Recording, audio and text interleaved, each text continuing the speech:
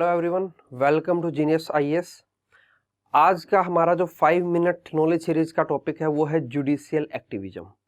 Judicial activism India में constitution के article number 142 से ड्राइव होता है। ये पावर है जो हमारी सुप्रीम कोर्ट के पास है कि वो सोसाइटी के बेटरमेंट के लिए, सोसाइटी के वेलफेयर के लिए कुछ ऐसे स्टेप ले सकती है जो उसकी जो नॉर्मल पावर है कॉन्स्टिट्यूशन ने प्रोवाइड की है उससे आगे बढ़ के होते हैं। जैसे फॉर एग्जांपल, जब sexual harassment at work place को लेके गवर्नमेंट कोई भी रूल एंड रेगुलेशन नहीं बना रही थी, उस वक्त सुप्रीम कोर्ट ने विसाखा गाइडलाइंस दी। विसाखा गाइडलाइंस में सुप्रीम कोर्ट ने क्लियर किया कि ये कुछ रूल्स एंड रेगुलेशंस हैं जो sexual harassment at work place से रिलेटेड अगर कोई भी केस आता है तो उसमें फॉलो किए जाएंगे किसी भी पनिशमेंट को डिसाइड करने के लिए। तब तक जब तक पार्लियामेंट इससे रिलेटेड कोई एक्ट या कोई रूल पास आउट नहीं कर देती है।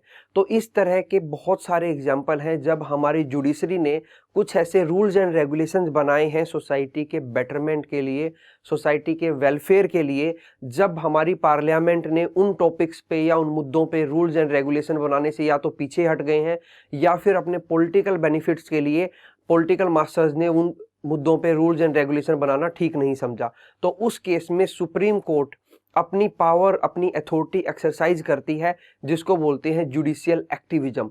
मतलब जुडिशरी का एक प्रोएक्टिव रोल होना रूल एंड रेगुलेशन मेकिंग में या लॉ मेकिंग में। इसको आप इस तरह से भी समझ सकते हैं कि ये लॉ मेकिंग प्रोसेस है by the supreme court of India. हालांकि सुप्रीम कोर्ट ऑफ इंडिया को हमारे कॉन्स्टिट्यूशन ने ऐसी कोई लॉ मेकिंग पावर या अथॉरिटी नहीं दी है, लेकिन हमारे कॉन्स्टिट्यूशन का आर्टिकल नंबर 142 ये बोलता है कि सुप्रीम कोर्ट सोसाइटी के बेटरमेंट्स के लिए सर्टेन स्टेप ले सकता है जो उसकी एक्सरसाइज में नहीं है, या कुछ ऐसे स्टेप्स जो कॉन्स्टिट्यूशन में उसको पावर में नहीं दिए गए हैं। इन्हीं को हम बोलते हैं जुडिशियल एक्टिविज्म। जुडिशियल एक्टिविज्म एक तरह से आप ये भी बोल सकते हो कि ये हमारे सुप्रीम कोर्ट का शू मोटो कोग्निजेंस है। शू मोटो का मतलब होता है कि खुद ही, सेल्फ। कोग्निजेंस मतलब किसी टॉपिक के बारे में इंफॉर्मेशन लेना। कई बार ऐसा होता है कि सोसाइटी में कुछ ऐसा गलत हो रहा होता है जिसपे सरकार जो है अपने पॉलिटिकल हित साधने के लिए कुछ भी नहीं बोल पाती है या कोई भी एक्शन नहीं ले पाती है, तो उस टाइम पे सुप्रीम कोर्ट आगे आता है और उस पर्टिकुलर टॉपिक पे शू मोटो कोग्निजेंस लेता है। जैसे मैं आपको एक रिसेंट का ही एग्जाम्पल बताऊं कि पंजाब में अभी हमारे प्राइम मिनिस्टर गए थे तो उस वक्त एक कंट्रोवर्सी हो गई थी। कंट्रोवर्सी क्या थी कि पंजाब गवर्नमेंट ये बोल रही थी कि प्राइम मिनिस्टर ने एक ऐसा रूट ले लिया है जो उनके प्लान में नहीं था। जब भी कभी हमारे प्राइम मिनिस्टर कहीं पे जाते हैं तो एक प्लान रूट होता है कि वो यहाँ से यहाँ जाएंगे और यहाँ से यहाँ जाएंगे, लेकिन दूसरी तरफ जो पार्टी सत्ता में है, बीजेपी या फिर आप एनडीए बोल लीजिए, नॉन डेमोक्रेटिक अलायंस, जिसमें एक मेजर पार्टी जो है वो बीजेपी है, तो बीजेपी वालों का ये बोलना था कि प्राइम मिनिस्टर के ऊपर अटैक प्लान था, ठीक है, खालिस्तान की तरफ से। ये खालिस्तान क्या है? खालिस्तान एक प्रोएक्टिव ग्रुप है जो ये चाहता है कि पंजाब जो है, भारत का पंजाब और पाकिस्तान का पंजाब, दो पंजाब है, कि उन दोनों को मिला के एक कंट्री बना दी जाए, ठीक है। तो वो एक तरह का टेररिस्ट ग्रुप है। तो खालिस्तान की तरफ से हमारे प्राइम मिनिस्टर पे एक प्लान अटैक था, ये बोलना था बीजेपी का, तो इसको लेके कंट्रोवर्सी हो गई थी। अब उस कंट्रोवर्सी को एंड करने के लिए जितनी भी हमारी इंटेलिजेंस एजेंसीज हैं उनको शू मोटो कोग्निजेंस लेते हुए, मतलब सेल्फ कोग्निजेंस लेते हुए, ये बोला कि जो भी प्राइम मिनिस्टर का रूट प्लान था और जो रूट उन्होंने लिया है उससे रिलेटेड जितने भी डॉक्यूमेंट है वो उन एजेंसीज को प्रिजर्व करके रखने हैं जब तक हम इस पे हियरिंग नहीं करते या जब तक ये कंट्रोवर्सी खत्म नहीं हो जाती। तो ये एक तरह से सुप्रीम कोर्ट का जुडिशियल एक्टिविज्म को शो करता है। हालांकि हमारे सुप्रीम कोर्ट का ऐसा कोई रोल नहीं है कि वो सोसाइटी में ऐसे इंटरफेयर करे गवर्नमेंट की तरह, ठीक है। तो आप सिंपल वे में ये भी समझ सकते हो कि जो जुडिशियल एक्टिविज्म है वहां पे जो हमारी जुडिशरी है वो एग्जीक्यूटिव के रोल में आ जाती है। आप ये भी समझ सकते हो इसको, ठीक है। अब इसको थोड़ा सा डेफिनेशनल वे में समझते हैं कि क्या होता है judicial activism. Judicial activism denotes the proactive role played by the judiciary in protection of the rights of citizens and in the promotion of justice in the society. In other words, it implies the assertive role played by the judiciary to force the other two organ, other two कौन से? Legislature और executive. जब वो अपना काम नहीं करते तो जुडिशरी उनको फोर्स कर सकता है कि आप लोगों को अपने कॉन्स्टिट्यूशनल रोल्स करने पड़ेंगे, ठीक है, to discharge their constitutional duties. Judicial activism is also known as judicial dynamism. Judicial dynamism क्या होता है? ये एक रिवर्स कंसेप्ट होता है, एंटीथीसिस मतलब उल्टा कंसेप्ट होता है जुडिशियल रिस्ट्रेन से। जुडिशियल रिस्ट्रेन का मतलब होता है कि जुडिशली अपने आप को रोक के रखता है कि उसकी जो पावर एंड अथॉरिटी जो उसको प्रोवाइड की गई है कॉन्स्टिट्यूशन के द्वारा वो उन्हीं में रहने की कोशिश करता है, लेकिन कई बार या ओवरऑल सोसाइटी के बेनिफिट के लिए अपनी पावर्स को ओवर पावर कर जाता है, ठीक है, तो उसको हम बोल देते हैं जुडिशियल डायनेमिज्म, या जिसी को हम बोल रहे हैं दूसरा नाम जुडिशियल एक्टिविज्म। ये सुप्रीम कोर्ट की पावर हमारे कॉन्स्टिट्यूशन के आर्टिकल नंबर 142 के अकॉर्डिंग है। Now judicial activism can also be defined as the process of law making by the जजेस, कि जजेस द्वारा लॉ मेकिंग की प्रोसेस। जैसे मैंने आप लोगों को स्टार्टिंग में बताया था कि विशाखा गाइडलाइंस जो दी थी सुप्रीम कोर्ट ने, या इन्वायरमेंट प्रोटेक्शन के लिए भी कुछ सुप्रीम कोर्ट की गाइडलाइंस थी, जब गवर्नमेंट जो है ऐसा कोई लॉ नहीं लेके आ रही थी इन्वायरमेंट को प्रोटेक्शन के लिए। तो ऐसे बहुत सारे केसेस हैं जब गवर्नमेंट या तो अपने बेनिफिट के लिए या फिर उसके पास उतनी मेजोरिटी नहीं होती कि वो ऐसा कोई लॉ या रूल्स रेगुलेशन बना सके, तब सुप्रीम कोर्ट जो है अपनी जुडिशियल एक्टिविज्म की पावर शो करता है और कुछ रूल्स एंड रेगुलेशन बनाता है सोसाइटी के ओवरऑल बेनिफिट के लिए।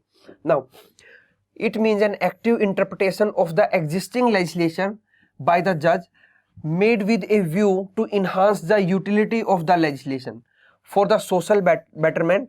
Judicial activism is different from judicial pessimism, which means interpretation of existing provision of law without an attempt to enhance its beneficial aspect. तो हमने दो चीजें देखी, जुडिशियल पैसिविज्म और जुडिशियल एक्टिविज्म।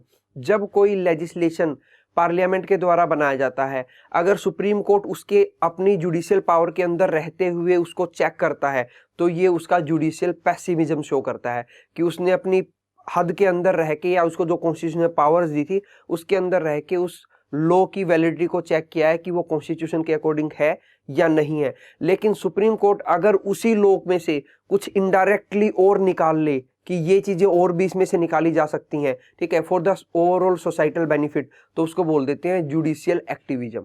नाउ ये जो जुडिशियल एक्टिविज्म का कंसेप्ट है, इसकी हिस्टोरिकल बैकग्राउंड क्या है, कहां से ये आया है, वो देख लेते हैं। Concept of judicial activism originated and developed in USA, तो ये यूएसए से आया था। The term was first coin in 1947 by the Arthur Schlesinger junior, an American historian and educator.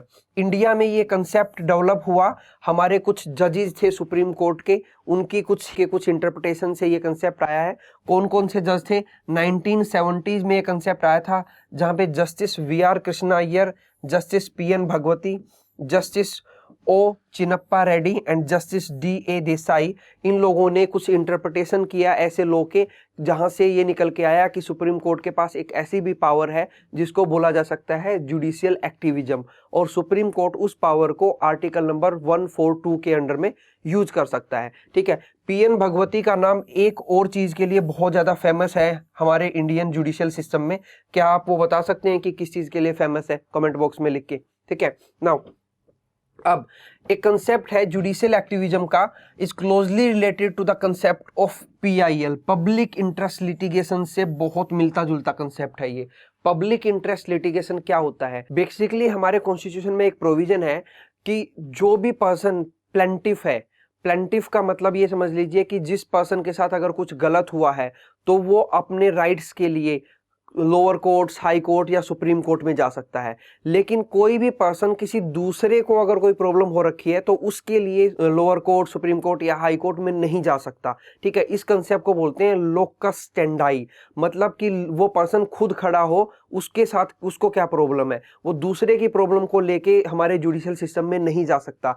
लेकिन जो पीआईएल का कंसेप्ट है, पब्लिक इंटरेस्ट लिटिगेशन, वो ये बोलता है कि आप पब्लिक वेलफेयर के लिए सुप्रीम कोर्ट ने लोकस स्टैंडाई के कंसेप्ट को एक साइड में रख दिया कि जरूरी नहीं है कि जिस पर्सन पे कोई इफेक्ट हुआ है या जिस पर्सन पे कोई इम्पैक्ट पड़ा है किसी चीज का, ठीक है, कोई नेगेटिव इम्पैक्ट पड़ा है, वही जाए सुप्रीम कोर्ट में या हाई कोर्ट में या लोअर कोर्ट में, कोई दूसरा पर्सन भी उसके बिहाफ पे जा सकता है अगर वो ओवरऑल सोसाइटी के लिए बेनिफिशियल है कुछ, ठीक है। तो पीआईएल को ये माना जाता है कि पीआईएल एक तरह का जुडिशियल एक्टिविज्म का कंसेप्ट है जो हमारी सुप्रीम कोर्ट ने इवोल्व किया है। It is the judicial activism of the Supreme Court, which is the major factor for the rise of PIL. In other word, PIL is the outcome of judicial activism. जो PIL है वो भी हमारे judicial activism का ही outcome है. In fact, PIL is the most popular form manifestation of judicial activism कि judicial activism सबसे अच्छा कैसा दिखता है किसी फॉर्म में अगर हम बात करें तो वो दिखता है पीआईएल की फॉर्म में, public interest litigation. Public interest litigation में बेसिकली क्या होता है कि अगर मुझे लग रहा है कि सोसाइटी में कुछ गलत चल रहा है तो मैं उस केस को लेके या उस प्रॉब्लम को लेके डायरेक्ट सुप्रीम कोर्ट या हाई कोर्ट जा सकता हूं. हालांकि मेरे ऊपर डायरेक्टली उसका कोई भी इंपैक्ट नहीं पड़ रहा, लेकिन सोसाइटी के वेलफेयर के लिए मैं उस प्रॉब्लम को लेके उसके सॉल्यूशन के लिए मैं सुप्रीम कोर्ट या हाई कोर्ट में जा सकता हूं. तो इसको बोलते हैं पब्लिक इंटरेस्ट लिटिगेशन. ठीक है, तो ये आज हमने समझा जुडिशियल एक्टिविज्म का कंसेप्ट. ठीक है, 5 मिनट सीरीज में हम ऐसे ही कंसेप्ट लेके आते रहेंगे, तो आप बने रहिए हमारे साथ. Thank you.